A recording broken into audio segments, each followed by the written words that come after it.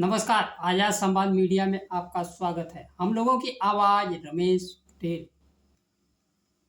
Samajwadi party प्रमुख अखिलेश यादव ने 2027 चुनाव को लेकर प्रेस कॉन्फ्रेंस लगातार कर रहे हैं और चुनाव के सारे कील काटे ठीक कर रहे हैं। उन्होंने संवाददाता सम्मेलन को संबोधित करते हुए कहा, 27 में उत्तर प्रदेश विधानसभा चुनाव का प्रमुख मुद्दा योगी बनाम प्रतियोगी होने जा रहा है। पढ़े लिखे लोग रोजगार चाहते हैं, शिक्षा के क्षेत्र में बदलाव चाहते हैं, गुणवत्ता के साथ शिक्षा चाहते हैं। वह सभी इस सरकार को हटाना चाहते हैं। पूर्व मुख्यमंत्री ने कहा, जो सरकार युवाओं की सुनवाई नहीं कर रही है, ऐसी सरकार को जाना ही होगा। उन्होंने कहा, हर चीज का निजीकरण हो रहा है। नौकरी कम होना, शिक्षा का निजीकरण, शिक्षा में सरकार का हस्तक्षेप पीडीए को नुकसान पहुंचा रहा है।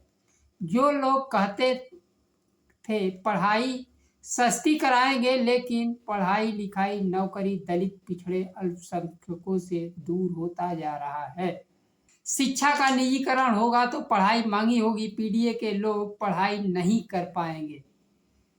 पीडीए को शिक्षा नौकरी से दूर करने के लिए साजिश षड्यंत्र चल रहा है। अखिलेश यादव ने कहा, न नौकरी है, न रोजगार है और न ही निवेश है।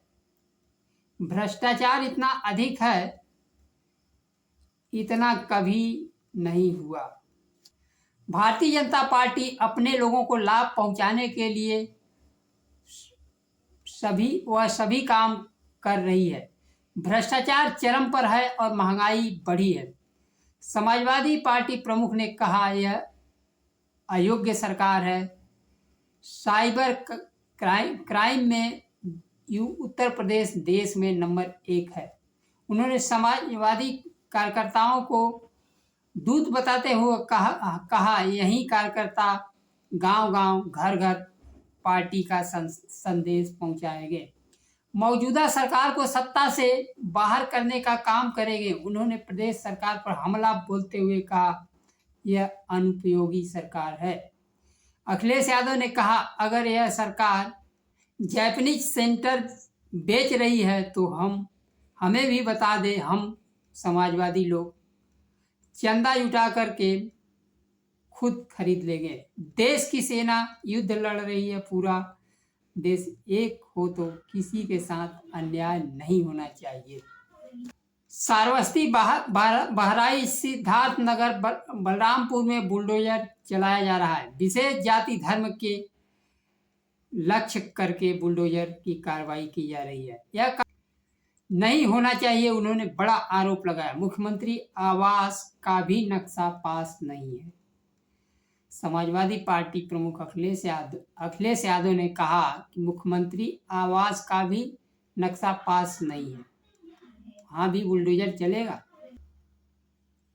प्रतापगढ़ में समाजवादी पार्टी नेता गुलशन यादव के खिलाफ शुरू हुई कार्रवाई पर विवाद बढ़ता जा रहा है। अखिलेश यादव ने अपनी पार्टी के नेताओं के खिलाफ एफआईआर दर्ज कराने वालों को कड़ी चेतावनी दी है।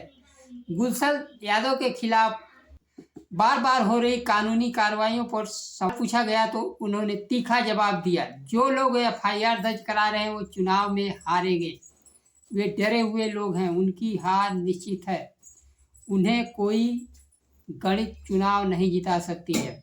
उन्होंने कहा, कुछ बातें याद नहीं दिलानी चाहिए। बहुजन समाज पार्टी की सरकार ने उस जिले में इशारा करते हुए कहा, एक फैसला लिया था जिसे मुझे नहीं बदलना चाहिए था।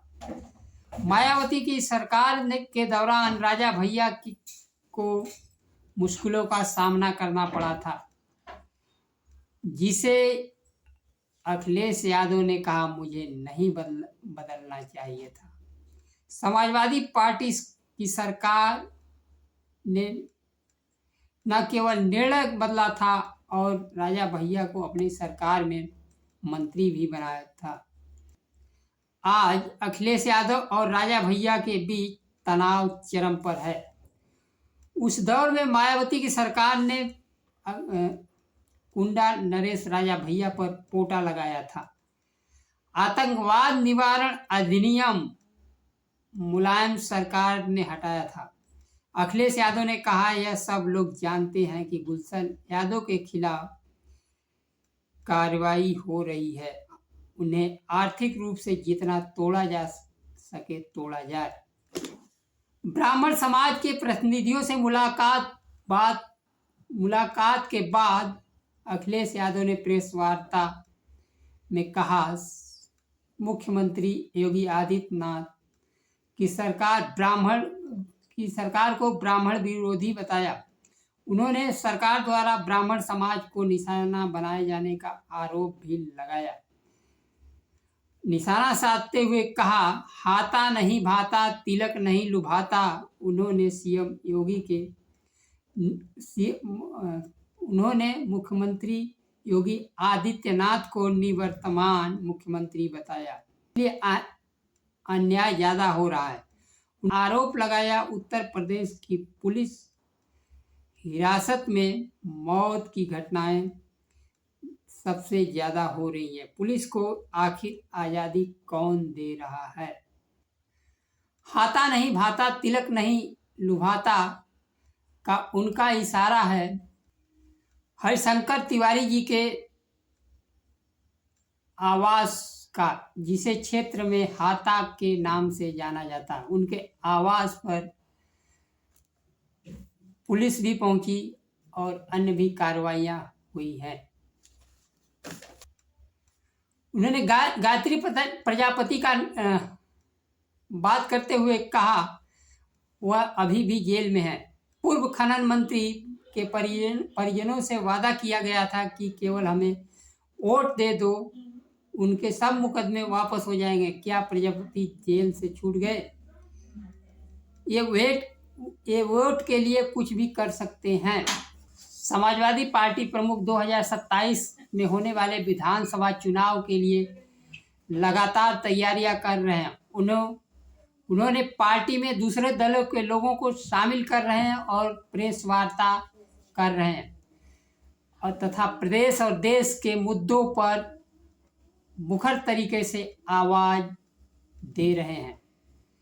आज के लिए बस इतना ही। नमस्कार। जय संविधान।